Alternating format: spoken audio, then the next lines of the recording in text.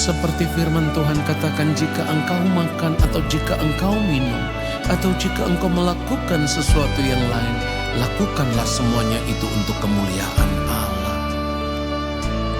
Kesempatan hidup yang Tuhan berikan, ku mau pakai memuliakan Tuhan, melayani,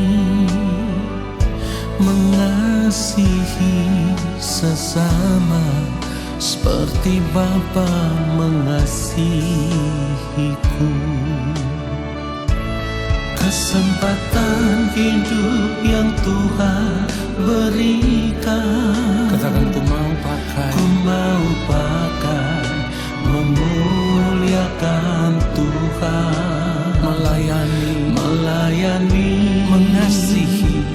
mengasihi sesama seperti Bapa mengasihiku. Di sisa umur hidupku, selama ku masih kuat, apapun yang ku perbuat, apapun yang ku mau menyenangkan-Mu. Ku mau Katakan, menjadi roti terpecah, menjadi anggur tercurah, menjadi berkat bagi sesama. Ketika kita percaya bahwa hidup kita telah dibeli dengan harga yang lunas dibayar, maka kita mau serahkan seluruh hidup kita dan mempergunakan tubuh kita untuk kemuliaan Allah. Katakan, kesempatan hidup. Kesempatan hidup yang Tuhan berikan, ku mau pakai memuliakan Tuhan. Katakan, melayani, mengasihi. Haleluya. Seperti Bapa mengasihiku. Di sisa umur hidupku, selama ku masih kuat, apapun yang ku perbuat, ku mau menyenangkan-Mu, menjadi roti terpecah, menjadi anggur tercurah, menjadi berkat bagi sesama. Kita mau katakan sekali lagi, di sisa umur hidupku, selama ku masih kuat, apapun yang ku perbuat, katakan, ku mau menyenangkan-Mu, menjadi roti terpecah, menjadi anggur tercurah, menjadi berkat bagi sesama, menjadi berkat bagi sesama, menjadi berkat bagi sesama. Biarlah segala hormat dan kemuliaan hanya bagi Tuhan saja. Haleluya.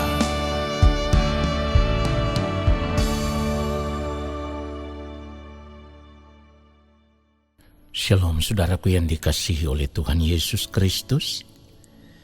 Mari kita tenangkan gelora jiwa kita saat ini. Kita mau mengambil waktu untuk duduk diam di hadirat Tuhan. Kita mau mengambil waktu untuk saat teduh. Dan kita mau menanti-nantikan Allah Bapa di surga berbicara bagi kita semua lewat kebenaran firman-Nya. Mari kita berdoa.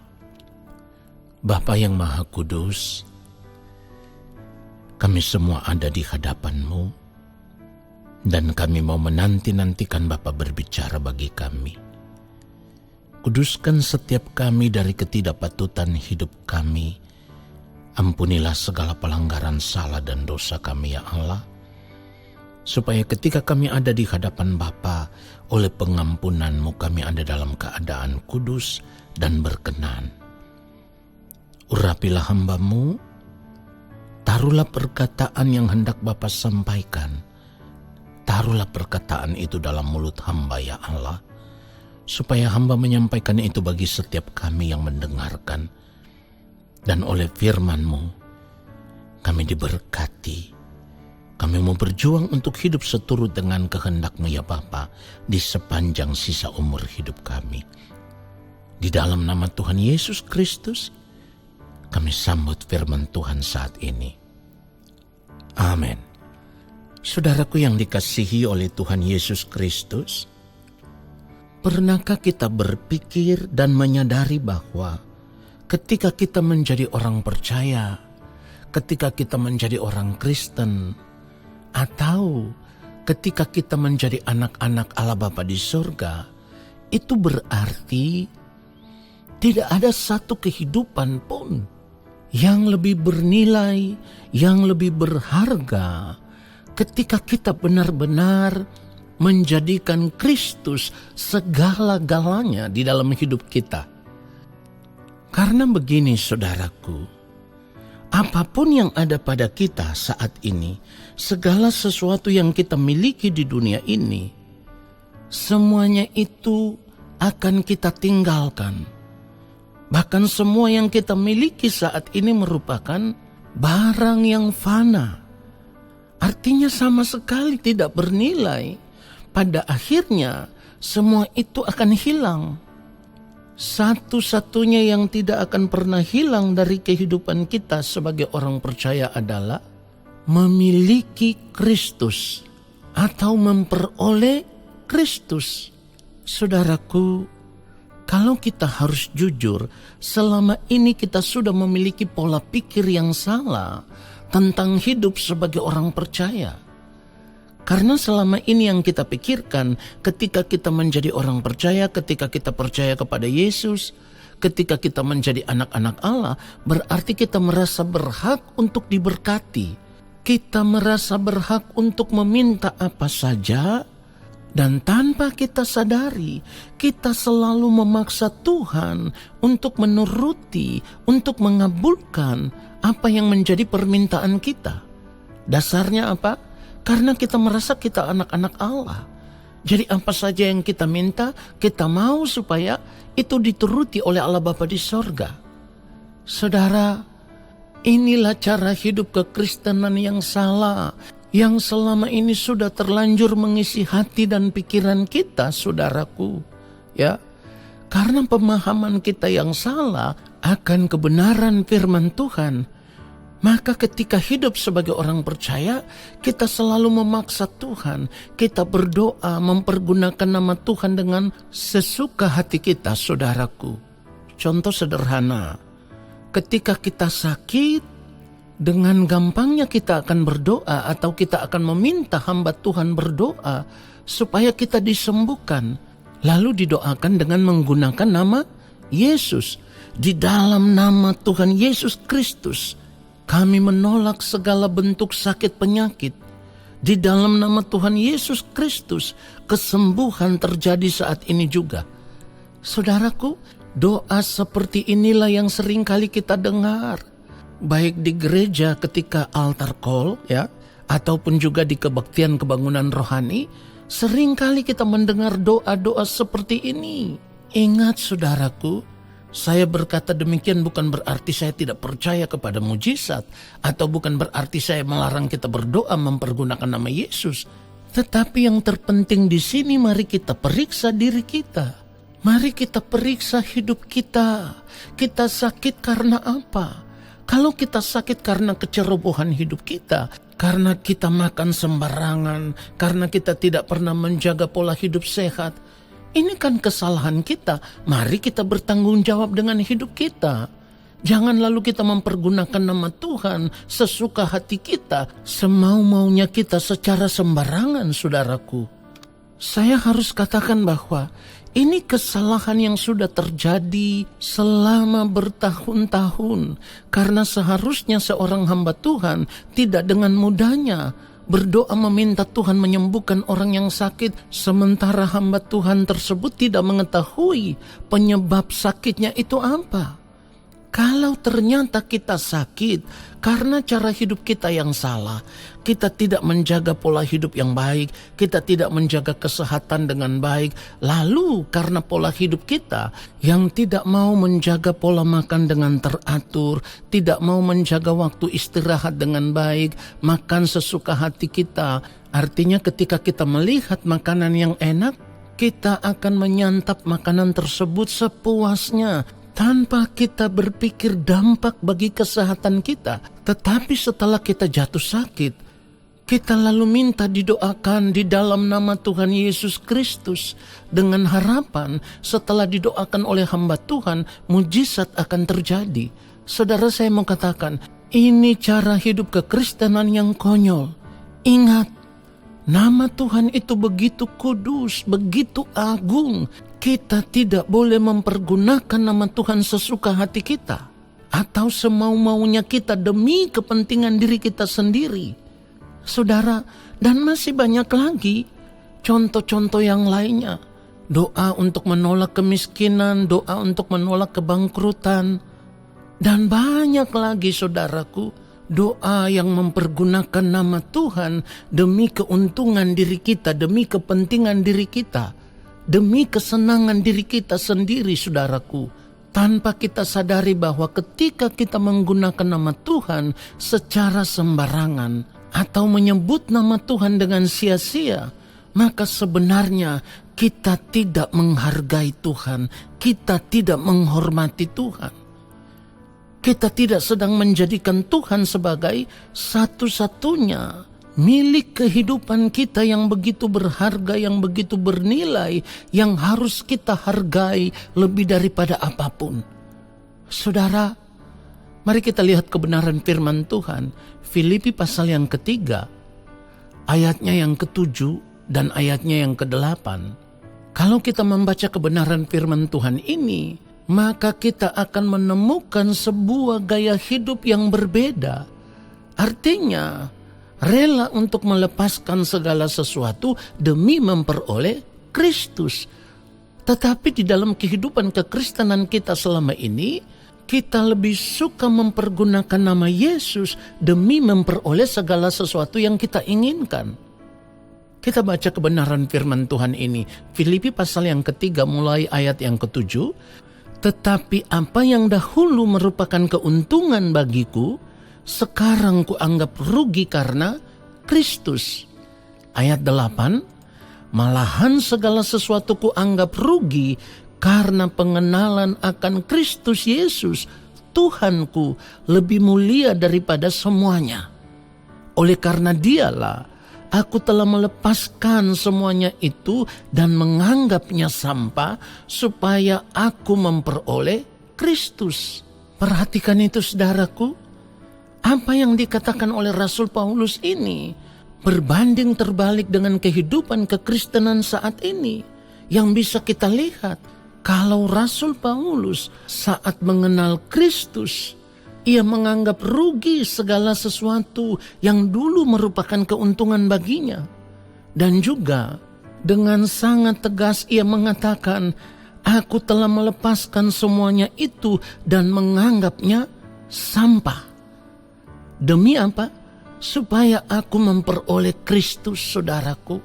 Tetapi kalau kita melihat kehidupan kekristenan saat ini, demi memperoleh sesuatu, nama Yesus dipergunakan dengan sesuka hati kita, saudaraku. Hal ini menunjukkan kita tidak benar-benar menghargai Tuhan, kita tidak menghormati Tuhan. Kalau cara hidup kekristenan kita seperti ini, bagaimana mungkin kehidupan kekristenan kita bisa berkenan di hadapan Allah Bapa di sorga?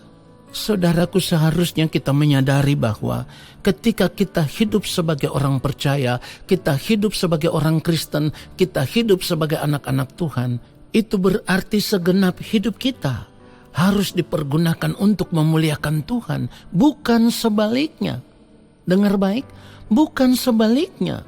Artinya bukan dengan sesuka hati kita mempergunakan nama Tuhan demi kepentingan diri kita, demi keuntungan diri kita, demi kesenangan diri kita, demi kenyamanan hidup kita.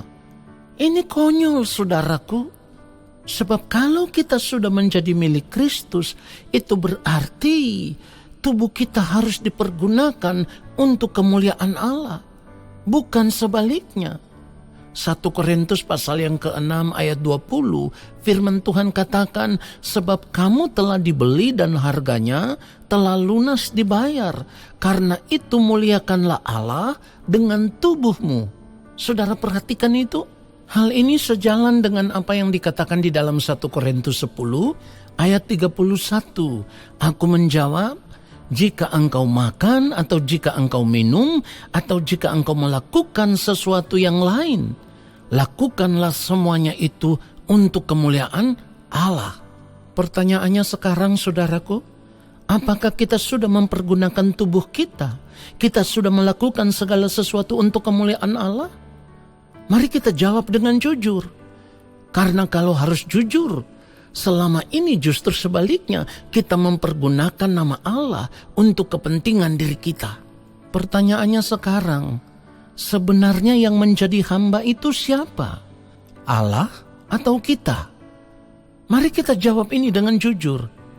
Saudaraku, kita ini adalah hamba. Sebagai hamba seharusnya kita berkata kepada Allah Bapa di sorga, perbuatlah apa saja yang engkau mau Tuhan. Apa saja yang engkau pandang baik bagiku, perbuatlah seturut dengan kehendak-Mu. Ini yang harus kita katakan. Artinya kita rela menyerahkan segenap hidup kita, dipergunakan untuk kemuliaan Tuhan. Bukan sebaliknya kita mempergunakan nama Tuhan untuk kepentingan diri kita, untuk kesenangan diri kita. Jadi kalau kita sakit, kita periksa diri kita. Kita sakit karena apa? Kalau kita tahu kita sakit karena cara hidup kita yang salah, kita minta ampun sama Tuhan. Seharusnya kita berkata kepada Tuhan, ampunilah hamba ya Allah, karena hamba telah mempergunakan tubuh hamba untuk sesuatu yang tidak mempermuliakan Engkau. Jadi kita harus menyadari segenap hidup kita ini sudah menjadi milik Allah Bapa di sorga. Karena kita sudah ditebus di dalam Kristus. Itulah kenapa firman Tuhan katakan, Roma 12 ayat 1, kita sudah sering kali membaca kebenaran firman Tuhan ini. Karena itu saudara-saudara, demi kemurahan Allah, aku menasehatkan kamu supaya kamu mempersembahkan tubuhmu sebagai persembahan yang hidup, yang kudus, yang berkenan kepada Allah. Itu adalah ibadahmu yang sejati. Saudara, kiranya kebenaran firman Tuhan ini menyadarkan kita bahwa selama ini kita sudah terlanjur memiliki kehidupan kekristenan yang salah. Kita harus berubah. Kita harus sadar. Kita harus kembali kepada Tuhan. Dan kita berkata kepada Bapa di sorga, Bapa, apapun yang Bapa kehendaki dengan hidup hamba, perbuatlah seturut kehendak-Mu. Supaya di sepanjang sisa umur hidup hamba, ketika hamba masih hidup di dunia ini, hamba hanya hidup untuk mempermuliakan Engkau. Cara hidup seperti ini, saudaraku, yang akan membuat kehidupan kita semakin hari semakin dimurnikan, semakin hari semakin diubah, semakin hari semakin dibaharui, sehingga pada akhirnya kita bisa memiliki pribadi yang agung, pribadi yang mulia, pribadi yang sama seperti Kristus. Dan pribadi seperti itulah yang dikehendaki oleh Allah Bapa di sorga, sehingga nanti ketika kita menutup mata, ketika kita berdiri di hadapan Allah Bapa di sorga, Bapa akan memandang kita sebagai anak-anaknya yang sah. Karena kita mempergunakan segenap hidup kita selama kita hidup di dunia ini hanya untuk memuliakan Dia. Tuhan Yesus memberkati kita semua. Amin. Mari kita angkat tangan di hadapan Allah Bapa di sorga dan terimalah berkat-Nya. Segala berkat kasih karunia daripada Allah Bapa di sorga, rahmat cinta kasih yang berlimpah-limpah dari Gembala Agung Tuhan Yesus Kristus, di dalam persekutuan yang manis dengan Roh Allah yang kudus, kiranya turun atas kehidupan kita semua, menyertai langkah hidup kita semua, dan memberkati kehidupan kita semua, sekarang dan sampai selama-lamanya. Amin.